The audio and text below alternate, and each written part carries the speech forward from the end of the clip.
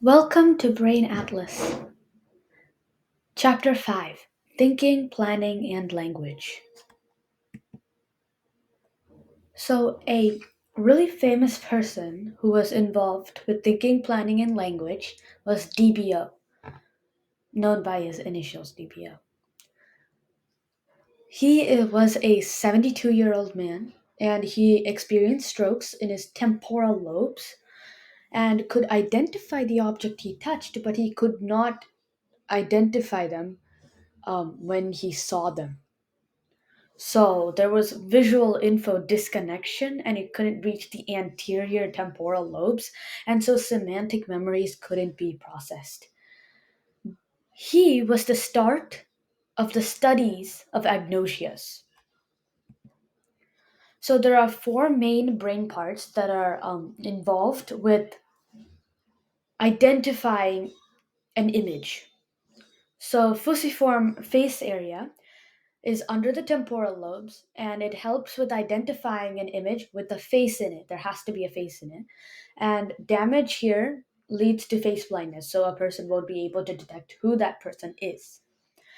So parahippocampal area is identifying what place it is. So you won't be able to identify what place you are at or your surroundings if you have a damage in parahippocampal area.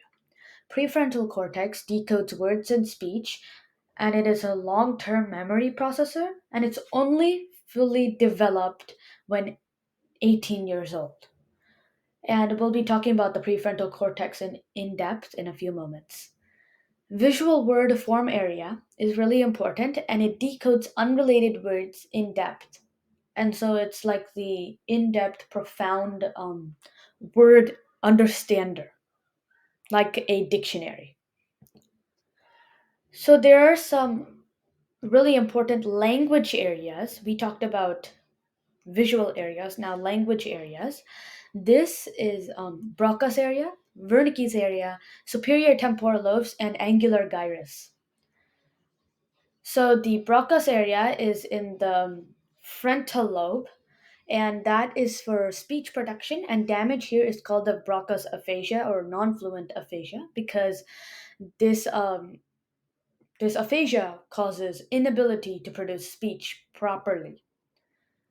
Wernicke's area is located in the temporal lobe, and it is useful for arrangement and combination of words, and it processes good grammar and intelligible speaking. So somebody with damage here has Wernicke's aphasia or fluent aphasia, so they can fluently speak without breaks, but their speaking is unintelligible. And a patient involved with starting the study of Wernicke's area was known by the initials SA. Superior temporal lobes is located between the temporal and parietal lobes, and so that is for comprehension of speech. And damage here causes pure word deafness, basically inability to comprehend speech.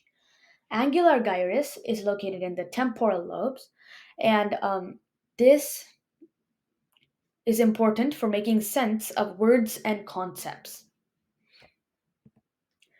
Next, we'll talk about FOXP2, which is a genetic code or gene involved in language processing. And a mutation has been discovered that it can cause detrimental effects. So, it's having a mutation in this gene can cause many types of language or thinking disorders.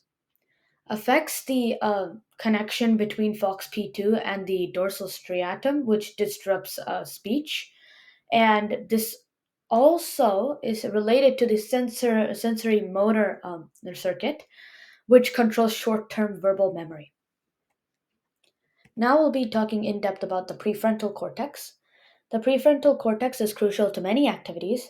It is a supervisor, it is not mature until adulthood, as I talked about before, and it produces executive functioning. This has three main components: inhibition, working memory, and shifting. Inhibition is basically the ability to suppress a behavior. For example, If you have this urge to scream at one point at somebody because of anger, inhibition or the prefrontal cortex executes the inhibition function, which basically controls you from doing that by telling you why you shouldn't do that. Working memory is basically the rules you have set yourself, and after you have set it, your brain tells you what to do based on those rules. Shifting is the adaptation or the flexibility to modify the inhibition and working memory rules that you have set or the brain has set depending on the situation.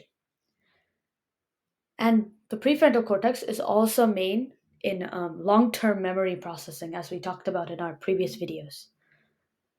The lateral PFC, prefrontal cortex, favors a big reward in the future and rejects small rewards. Like, for example, if you're given this prize, a cash prize, for example, and then you reject it because you are dreaming of getting even more of a bigger prize in the future rather than getting many small prizes.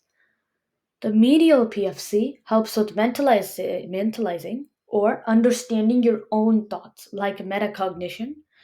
And the temporal parietal junction is built to think about others instead of yourself. The only part of the brain that actually helps with thinking about what others are thinking about instead of what you are thinking about yourself. Opposite of medial PFC. There's a type of neuron called mirror neurons, which has three jobs: theory of mind, mentalizing, and sympathy. Theory of mind is the capacity to understand others' thoughts. Mentalizing, as we already talked about, is the ability to understand your own thoughts, metacognition. And sympathy is for understanding others' thoughts. So, all those three abilities combined together are what mirror neurons do. So, that's all for chapter 5. Thank you for listening.